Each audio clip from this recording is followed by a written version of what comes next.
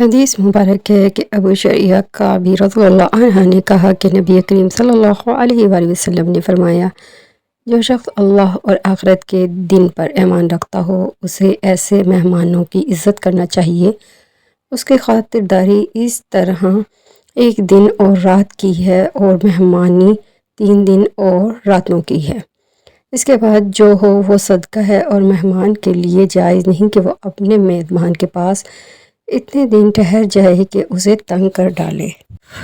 حضرت ابو ہریرہ رضی اللہ عنہ نے فرمایا کہ نبی کریم صلی اللہ علیہ وآلہ وسلم نے فرمایا، جو شخص اللہ اور آخرت کے دن پر ایمان رکھتا ہو اس پر لازم ہے کہ اپنے پڑوسی کو تکلیف نہ دے۔ جو شخص اللہ اور آخرت کے دن پر ایمان رکھتا ہو اس پر لازم ہے کہ اپنے مہمان کی عزت کرے، اور جو شخص اللہ اور آخرت کے دن پر ایمان رکھتا ہو اس پر لازم ہے کہ بھلی بات کہے ورنہ چپ رہے۔